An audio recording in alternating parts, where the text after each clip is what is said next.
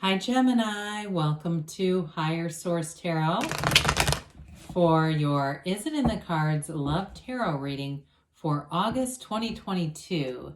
This is a love tarot reading for all Gemini, Sun, Moon, Rising, and Venus. Thanks to all of you for all the support. I send you love and the energy to attract more love into your lives every day. And if you're new here, welcome. I post new readings on Friday, then again on Monday. So if a reading doesn't resonate, come back in a couple of days. Don't ever try to make it make sense.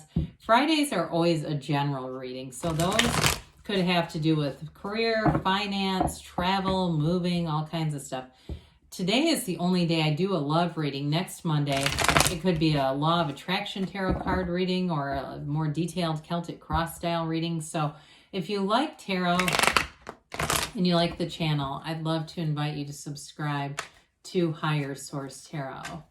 What advice do you have for Gemini?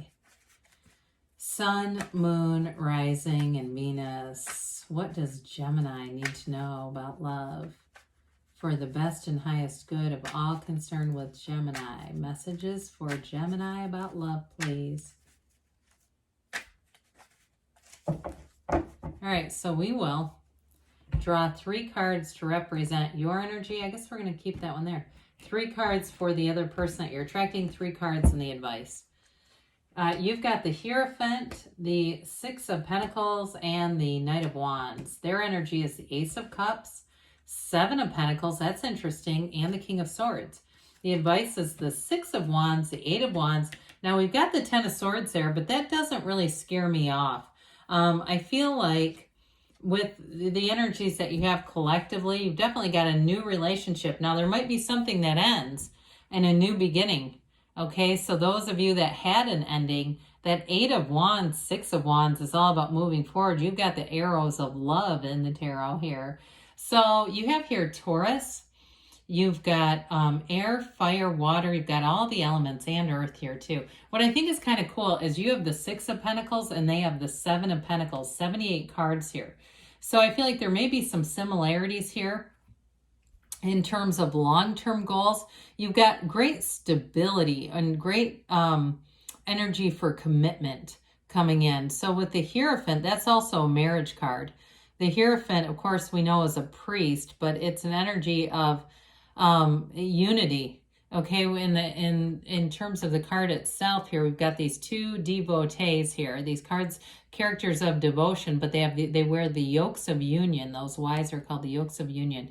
And the Hierophant sits with the keys to the universe right at his feet. And so with the Hierophant's energy too, it's very high morality. And so I do feel like there's something about having similar life views or life values. So if you had somebody in the past with that 10 of Swords that was radically different, you know, I mean, if you're, you know, somebody that you're an activist and you're out, you know, maybe protesting for women's rights or reproductive health or something, and they're storming the Capitol, that's not going to work. Okay. I mean, I feel like there may have been somebody in the past, and maybe it's them too, where it was very divergent views. This is going to be much more harmonious.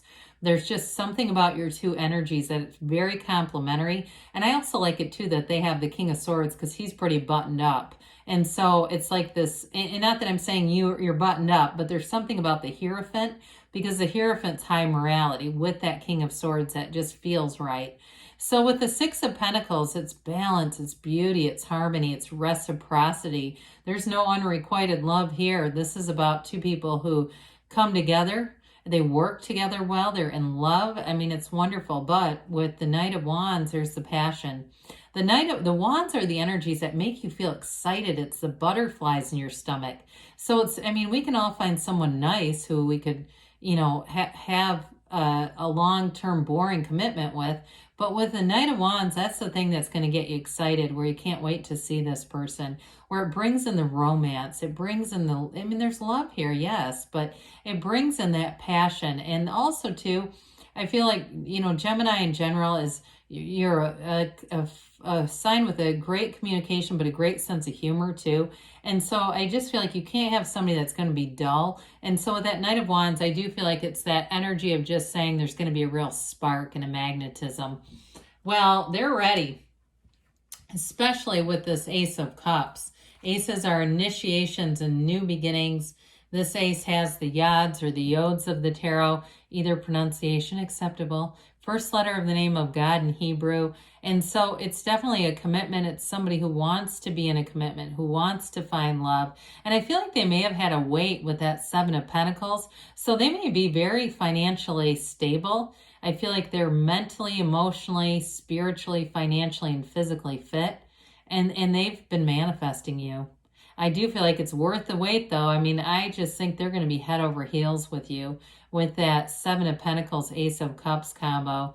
And so with the Ace of Cups, too, it's a very unconditional love. You know, there aren't going to be big, you know, peaks and valleys in this relationship. I just don't feel like you're going to go through a lot of growing pains here. And some of you, it might be because you've already done that. You've already realized what it's like to be in a relationship.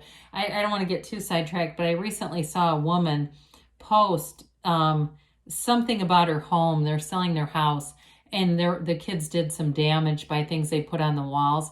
And the whole post, I mean, this guy's a neurosurgeon and got this woman out of living paycheck to paycheck, not that it's all about money, but she put this damn post about how he allowed the kids to do this, and it was on and on and on, and then he threw out the paint, and it was just on and on and on. I thought, my God, you don't do that to your partner, you know? And so I just feel like there's something about this person, like they really would, they're committed, but they're protective. They would never hang you out to dry and like publicly roast you or blame you. And I don't feel like you do it to them either. You know, it's just there's a maturity here with that King of Swords. Now with the King of Swords, they might go straight to you and say, hey, I wish we wouldn't have done that. Wish we would have communicated differently here.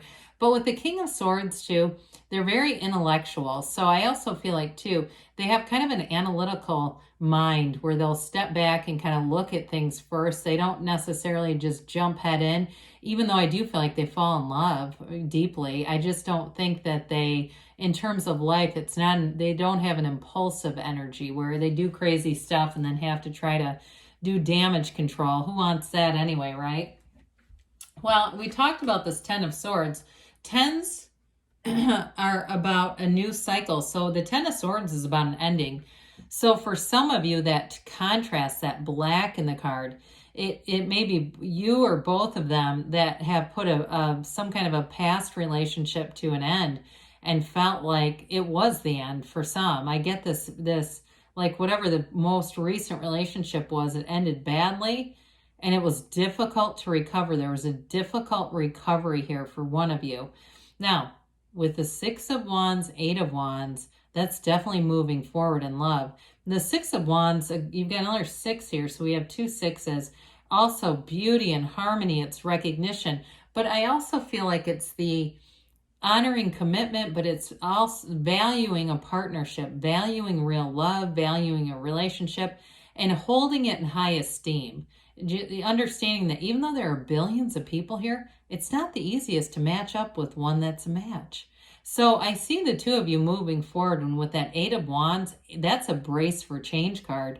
So if you have not met anybody with that Knight and eight together, it's going to move quickly. So it may be a relationship too, where it's dating very briefly and into a serious commitment. But with the Eight of Wands, it's an evolution, it's momentum, it's vibration, and it's high vibrational. So it's moving forward, but it's moving forward in a way with that six that's going to feel like it, you know, it feels like it's everything. So let's see here what the angels have to say for Gemini, please. Messages for Gemini about love, please. Advice for Gemini about love, please.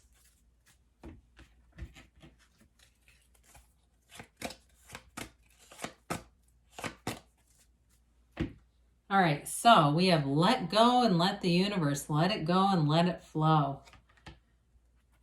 We have the situation will improve. Look, nothing is wasted in the universe's economy. We don't say we've wasted time or I can't get that time back.